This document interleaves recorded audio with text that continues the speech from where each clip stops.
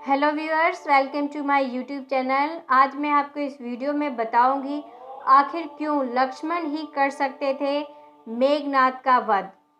हनुमान जी की राम भक्ति की गाथा संसार भर में गाई जाती है।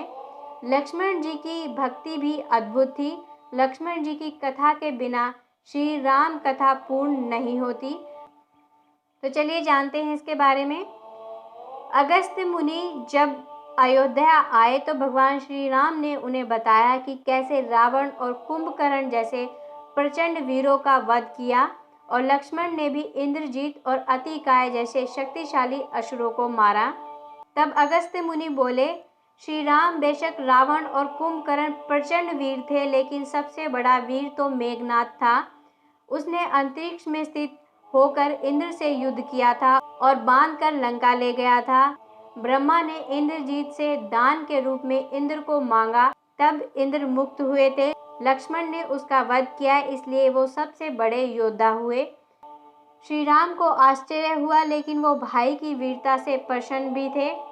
फिर उनके मन में जिज्ञासा पैदा हुई कि आखिर अगस्त्य मुनि ऐसा क्यों कह रहे हैं कि इंद्रजीत का वध रावण से ज्यादा मुश्किल था।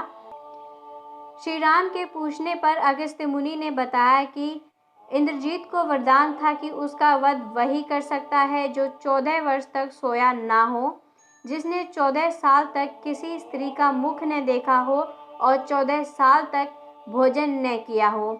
श्री राम बोले, परंतु मैं वनवास काल में 14 वर्षों तक नियमित रूप से लक्ष्मण के हिस्से का फल फूल देता रहा। मैं सीता के साथ एक कुटी में रहता था। बगल की कुटी में लक्ष्मण थे। फिर सीता का मुख भी न देखा हो और 14 वर्षों तक सोए न हो, ऐसा कैसे संभव है।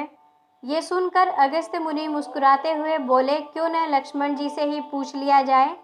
लक्ष्मण जी आए। प्रभु ने कहा कि आपसे जो पूछा जाए उसे सच सच बताइए।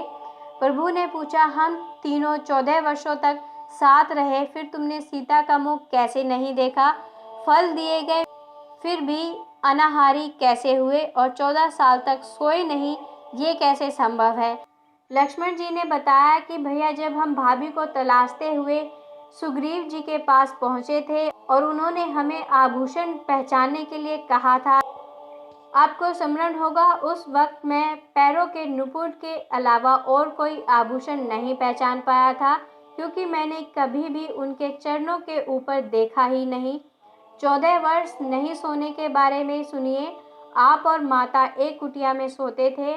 मैं रात भर बाहर धनुष पर बाण चढ़ाए पहरेदारी में खड़ा रहता था। निंद्रा ने मेरी आंखों पर कब्जा करने की कोशिश की तो मैंने निंद्रा को अपने बाणों से वेध दिया था। निंद्रा ने हारकर स्वीकार किया कि वो 14 साल तक मुझे स्पर्श नहीं करेगी, लेकिन जब श्री राम का अयोध्या में राज्य अभिषेक हो रहा होगा और मैं उनके पीछे सेवक की तरह छत्र लिए खड़ा रहूंगा, तब वो मुझे घेरेगी।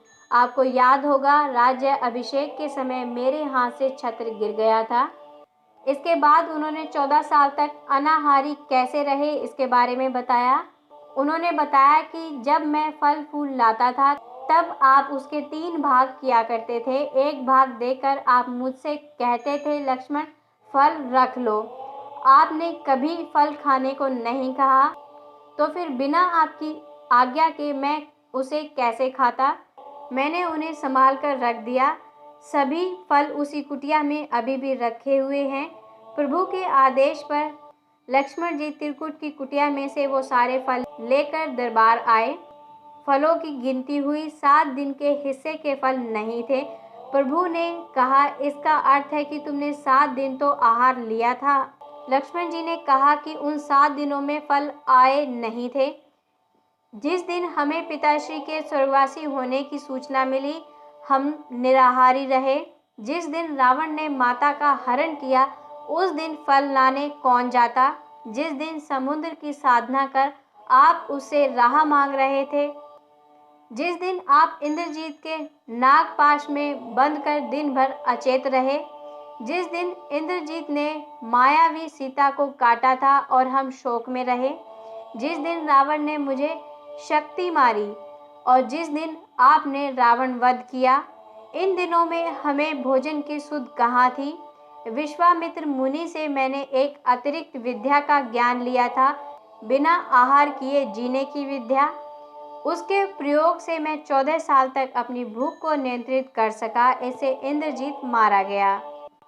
तो दोस्तों, आज मैंने आपको इस वीडियो में बताया है कि केवल लक्ष्मण ही मेघनाद का वध क्यों कर सकते थे। अगर आपको मेरे द्वारा दी गई ये जानकारी अच्छी लगी है तो इस वीडियो को लाइक कीजिए, अपने दोस्तों के साथ, अपने प्रियजनों के साथ इस वीडियो को शेयर कीजिए। इसके साथ ही हमारे चैनल को सब्सक्राइब करना मत भूलिएगा।